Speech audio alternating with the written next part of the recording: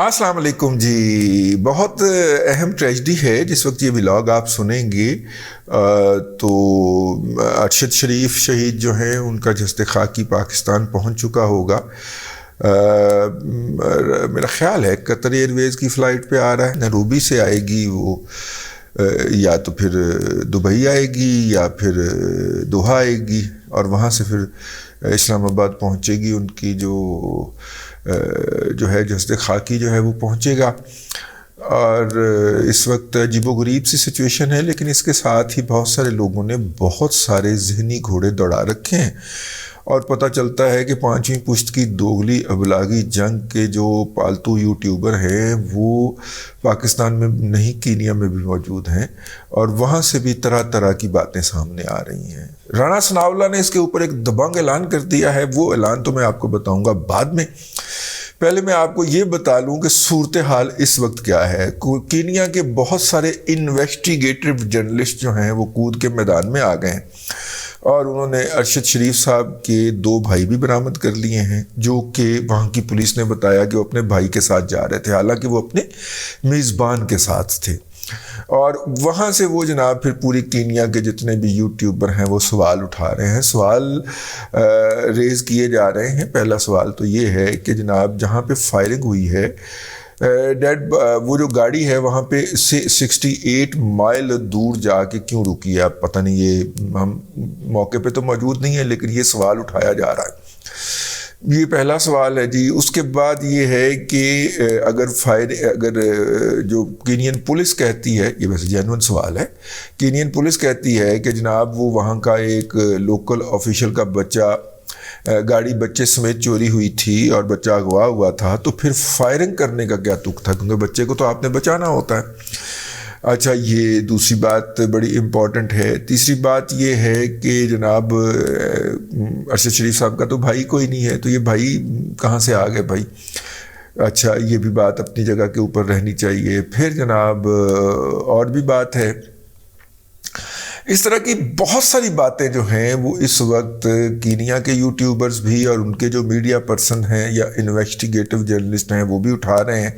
और ये भी मतलब कि पाकिस्तान के अंदर भी जो है इस वक्त व्यूज़ के लिए इस तरह की न्यूज़ दी जा रही हैं। लेकिन मसला ये नहीं है, मसला ये है कि इस वक्त इस वाक़े को बुनियादी फैक्ट्स क्या है। अरशद शरीफ एक पाकिस्तान के नामवर सहाफ़ी थे, वो कीनिया के अंदर कत्ल हुए और कीनिया की पुलिस ने उनकी कत्ल का इतराफ़ कर लिया, लेकिन जो उन्होंने जवाज़ दिया है वो किसी भी तौर पे काबिल कबूल नहीं। ये है इस वक्त तक की जो दास्तान है। अब जब वो पहुंचेगी पाकिस्तान, वहाँ पे जो हालात हैं, शायद ही कोई पाकिस्तानी जर्नलिस्ट जो है वो अपनी जान के खेल के वहाँ पे जाना चाहे, तो ऐसी सूरत में क्या होगा। ऐसी सूरत में जो है उसका ऐलान राणा सनाउल्लाह ने कर दिया है। उन्होंने कहा है कि जो इस वक्त कहानी हमें बताई गई है कीनिया की पुलिस की तरफ से, उसमें बहुत सारे लूप होल्स हैं और अगर पाकिस्तान के अंदर उनकी फैमिली और उनके ख़ानदान के लोग और उनके सहाफ़ती कुलीग ये चाहेंगे कि इस वाक़े के ऊपर फर्दर इन्वेस्टिगेशन हो, तो फिर हम जो है आलमी इन्वेस्टिगेशन अदारे के को अप्रोच करेंगे जो कि अक़वाम मुत्तहिदा के तहत होगा। ठीक है, अक़वाम मुत्तहिदा के तहत कोई ऐसा अदारा जिसको हम अप्रोच कर सके तो हम अप्रोच करेंगे, ताकि वो इसकी गैर जानबदाराना तहकीकात करे। क्योंकि इस वाक़े के अंदर कीनिया की पुलिस जो है वो एक खुद फरीक के तौर पे मौजूद है, वो हक़ाइक़ को मसख़ कर चुकी है या कम अज़ कम अपने यूट्यूबर्स को एक्टिवेट कर चुकी है ताकि वो हक़ाइक़ के ऊपर मिट्टी कटा डाल सकें। और मुझे जो इस वक्त कीनिया के अंदर से व्लॉग्स बन रहे हैं या ख़बरें रिपोर्ट हो रही हैं और जो वहाँ पे करप्शन का लेवल है वो उसके पेश नज़र तो यही नज़र आता है कि कीनिया की पुलिस जो है वो जो है ये तय कर चुकी है कि उन्होंने इस कत्ल के हक़ाइक़ के ऊपर मिट्टी डालनी है और काफ़ी हद तक वो डाल भी चुकी है। وہ سوالات اپنی جگہ کے اوپر رہیں گے. اس سوال کا جواب تو مل گیا نا جو ہم نے پچھلی دفعہ ریز کیا تھا کہ وہ لندن سے کیا کرنے گئے تھے. تو وہ جواب یہ آیا کہ وہ لندن گئے ہی نہیں تھے کیونکہ ان کے پاس لندن کا ویزا تھا ہی نہیں, وہ ایمرجنسی میں یہاں سے نکلے تھے. اور متحدہ عرب امارات کے اندر اگر وہ لندن کا ویزا لگوانا چاہتے تو ان کو پاکستان واپس آنا پڑنا تھا. ممتاز بھٹی صاحب کے بقول انہوں نے پہلے بھی بتا دیا تھا کہ افغانستان کے اندر ان کی سپاری کسی کو پکڑائی جا چکی ہے. یہ انہوں نے جاتے ہوئے اپنے دوست احباب کو بتایا تھا. تو اب اگر ظاہر مافیا کے ساتھ لنکس ہوتے ہیں نا جی, تم ہمارا وہاں پہ یہ کام کر دو اور اب تمہارا یہاں پہ یہ کام کر دیتے ہیں, اس طرح کے بارٹر سسٹم چلتا ہے. تو اور جتنا بڑا اور اسٹرانگ اور تعداد کے اندر زیادہ مافیا جو ہے وہ افریقہ اور خاص طور پہ کینیا جیسے ممالک کے اندر پائے جاتے ہیں, اور جس طرح پولیس کی سرپرستی کے اندر وہ روب عمل آتے ہیں, اس سے کچھ بعید نہیں ہے کہ یہ جناب اس طرح کی کوئی چیز ہوئی ہو. لیکن ظاہر ہے جب کوئی انڈیپینڈنٹ انویسٹیگیشن ہوگی تو ہمیں پتہ چلے گا کہ کیا ہوا ہے. تو خیر کہنے کا مطلب یہ تھا جتنے بھی اعلیٰ عہدیدار ہیں وہ اس کے اندر پوری طرح ملوث ہیں. رانا صاحب جو ہیں انہوں نے کہا ہے کہ جناب یہ انٹرپول ہوتا ہے لیکن انٹرپول تو جو ہے وہ انٹرپول انویسٹیگیشن کرتا ہے. دیکھنا یہ ہے کہ اب وہاں پہ کینیا کی پولیس جو ہے وہ تعاون کرتی ہے یا کینیا کی پولیس اس کی مزاحمت کرتی ہے. اور اگر کینیا کی پولیس جو ہے وہ اس کے اندر مزاحمت کرتی ہے جو کہ اب تک کے حقائق ضائع کر کے وہ کر رہی ہے یا بظاہر کرتی ہوئی محسوس ہو رہی ہے, تو اس کا مطلب پیسے جڑے دینا کسی اور نے نہیں پھڑے, وہ کینیا دی پولیس نے پھڑے. اگر ایٹ آل اس تھیری کے اوپر کام کیا جائے, کیونکہ ابھی تک بہت سارے لوپ ہول ہیں. ایک انڈیپینڈنٹ جرنلسٹ کوئی بھی جس کا پاکستان سے بھی کوئی تعلق نہ ہو اس کے سامنے آپ یہ خبر رکھیں تو وہ ہے. اس کے ساتھ آج ایک خبر اور بھی سوشل میڈیا کے اوپر ہوئی کہ بھارت کے 2 باشندے جو ہیں وہ کینیا کے اندر مس ہو گئے, مسنگ ہیں ان میں, ٹھیک ہے, وہ نہیں مل رہے. بھارت کے 2 باشندے کینیا کے اندر نہیں مل رہے, یہ ہے. اس کے اوپر ہمارے ایک دوست جو ہیں وہ آج کل کینیڈا میں ہوتے ہیں, رانا سہیل صاحب مچھالے ہیں, رانا اپنا جگر ہے, مطلب دی نیوز انٹرنیشنل لاہور کے اندر میں اور رانا صاحب جو تھے وہ مطلب کہ ایک ہی ٹیبل پہ بیٹھا کرتے تھے کمپیوٹر کٹنے کے لیے. جب ٹائپ رائٹر کا دور تھا تو ہم اسے لویا کٹنا کہتے تھے, اور جب پھر کمپیوٹر کا دور آ گیا تو کمپیوٹر کے اس سے کھیلنے کے لیے ہم ساتھ ہی بیٹھا کرتے تھے. تو رانا صاحب پھر کینیڈا چلے گئے, ان کی امیگریشن ہو گئی. آج کل وہاں پہ جناب وہ اپنا وہ کیا ہوتا ہے پراپرٹی مارکیٹنگ کرتے ہوئے پائے جاتے ہیں.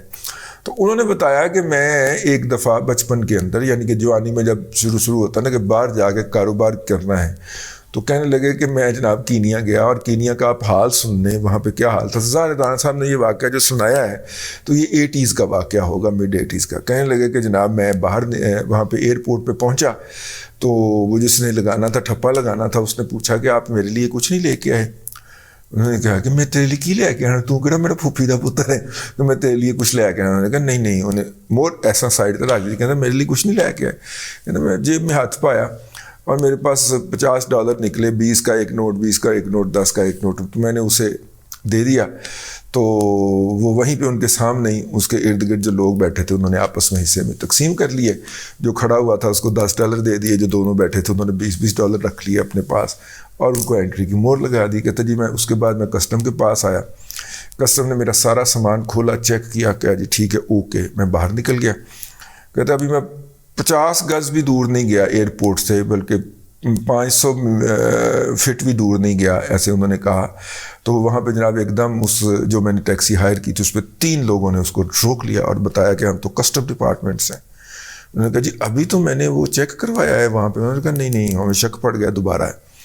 اس نے کہا کہ اب مجھے پہلے کارڈ چیک کروایا. انہوں نے بخایا کارڈ جینون تھے. تو انہوں نے کہا کہ جناب اس کے بعد اس نے کہا کہ اچھا, میں اترا, کھولنے لگا, کہتا چھڑ ساڑھ لی کی لے آئے.